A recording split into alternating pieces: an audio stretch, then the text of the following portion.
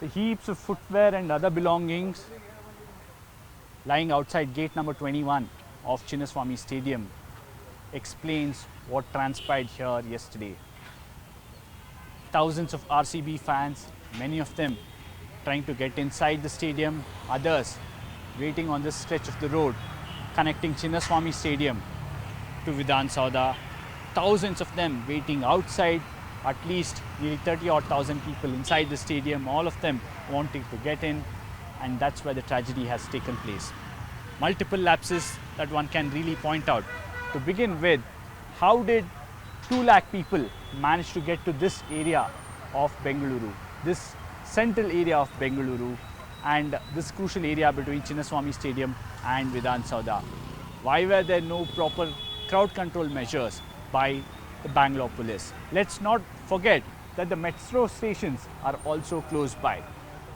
Around 100 meters from here, or less than that, in fact, is the Cubbon Park metro station, and there was absolutely no regulation of entry or exit at these stations till 4:30 in the afternoon, which essentially meant it was a free for all.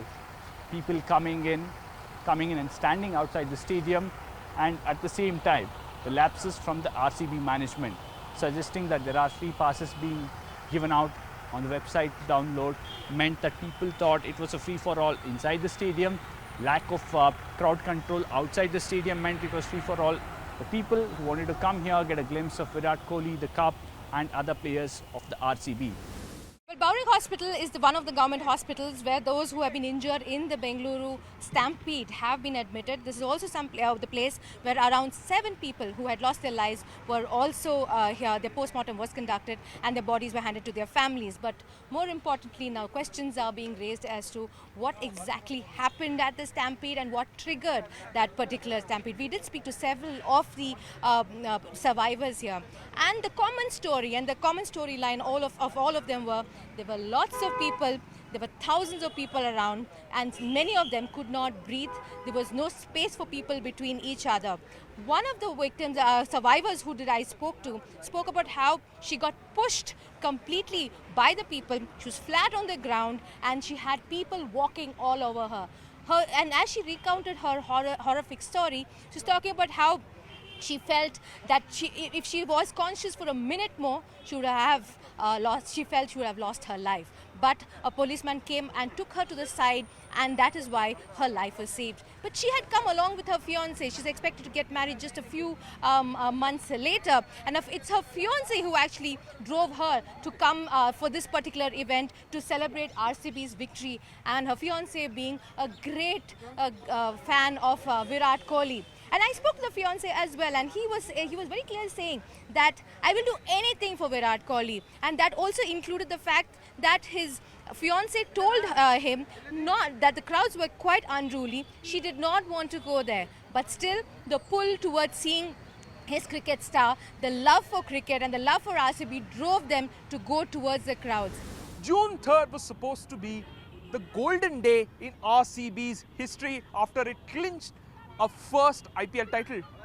But the very next day was perhaps the darkest day in history as well, as a massive mishap unfolded in Bengaluru after a stampede took place during the frenzied celebrations that took place to commemorate RCB's victory after players arrived here. We are here at the Vidhan Sauda to see some of the damage that actually took place here yesterday. While 11 people died in a stampede outside the Chinnaswamy Stadium for a program as lakhs of people gathered outside, the Vidhan Sauda, the seat of power, saw its fair share of damage as people in a hurry to catch a glimpse of their marquee players and the stars of the RCB team, who were felicitated by the Karnataka government led by CM Siddaramaiah, have left the entire surroundings outside the Vidhan Sauda with a lot of damage.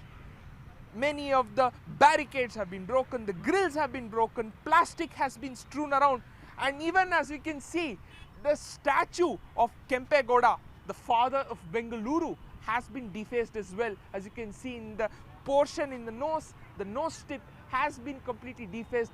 The paint has been scratched off from the statue. Fans in a frenzy to catch a glimpse, have left the entire place in a mess.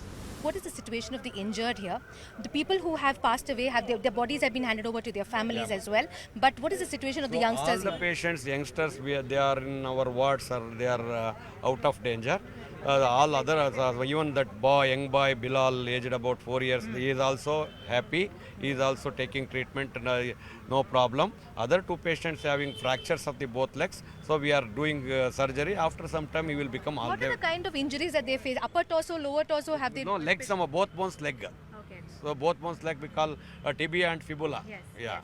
How serious? How many of them are grievous, or how many of them actually are they all out of danger right now? So whoever had fracture bones, that's said to be grievous But there are injuries. some who have also head injuries as well. The small head injuries, if they are conscious, they are responding to oral commands, I don't think they are grievous. How many children were brought in here? Because a lot of children also were part of the stampede there, we were told. About 10 years, ma. Right. About 10 years.